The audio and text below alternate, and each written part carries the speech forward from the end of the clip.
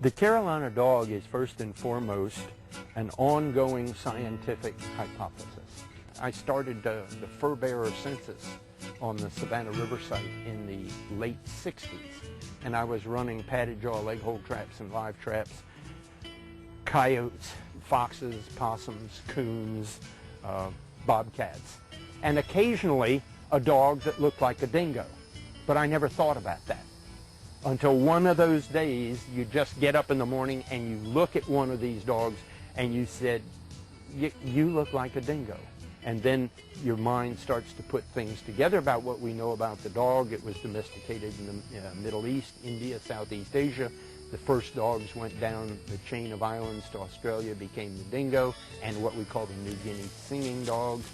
And the others, the fossil record, cave paintings, and all our other, even DNA research shows pretty clearly dogs came out of Southeast Asia and crossed the Bering Land Bridge into North America with primitive humans. And the Carolina Dog Stud Book is recognized by the United Kennel Club, and it's an open stud book.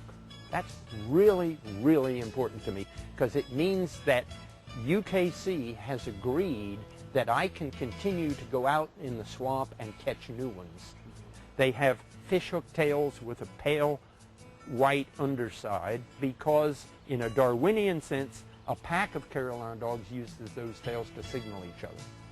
And they have prick ears that rotate like little antenna dishes because they need to find mice and they need to key in on them. These traits are brought into the stud book, and if they start to fade, we can always go out in the woods and get better ones. At least I hope we can, if there is still good Carolina dogs left out there. And at this point, I'm really optimistic that the Lynches River Swamp in Lee County still has good dogs out there.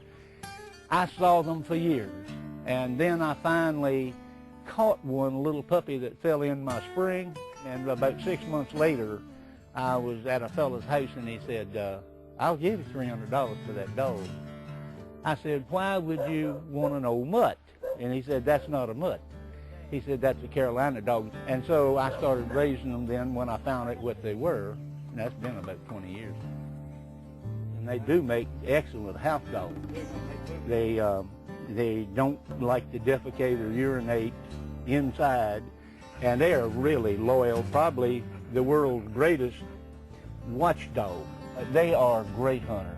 If an animal is wounded, they're probably as good a blood dog as you can ever find. They'll follow the blood, wouldn't make a sound, so you have to put a bell on. And then if you suddenly don't hear the bell anymore, that dog has found the animal, and it's alive, and it lies down facing it and won't move. And you could make a retriever out of them for waterfowl if you so chose. Of course, I give the most credit to Dr. Brisman. When he found them down in that Savannah River site, his mind says, why?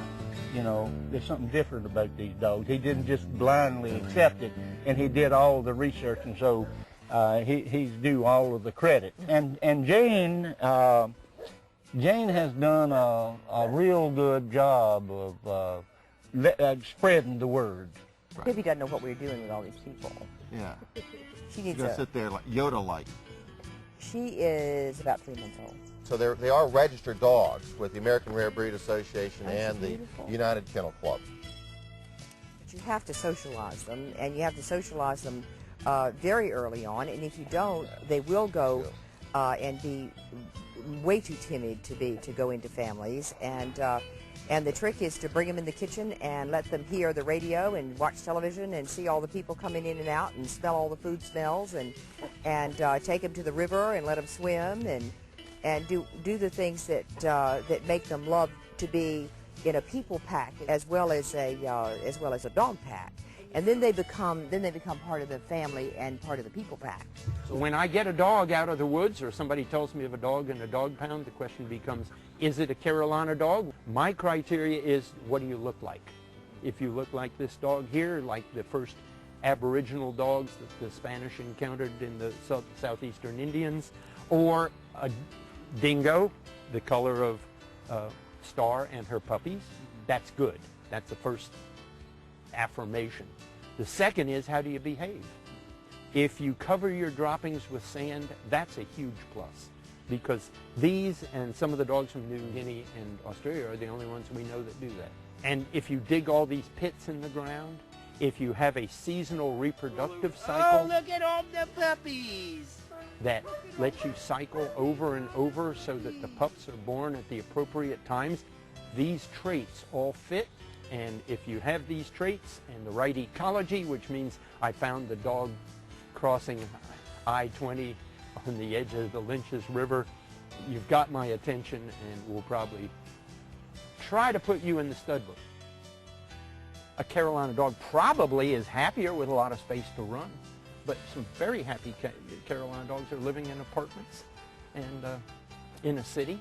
If you want a dog that's going to run up to your neighbor and everybody who visits you, and when you come home at night and throw its paws around you and hug you and say, "Oh, I have missed you," buy a golden retriever, right? That's what you want.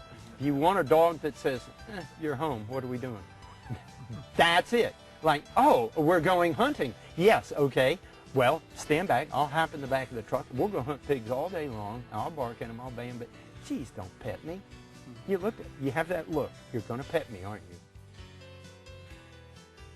But these puppies then are only less than 3 generations removed from the wild on their mother's side.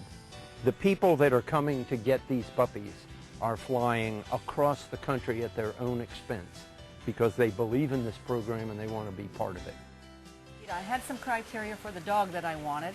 One was short hair, one was he didn't drool, one was he was fairly non-aggressive and loyal and friendly. And when I read the breed standards, this was everything I wanted. And as we've met people from around the country, there are actually a lot of people who know about these dogs. You know, our friend from California to the lady in Oregon. And it's interesting, a lot of stimulating discussion always starts when you mention Carolina dogs.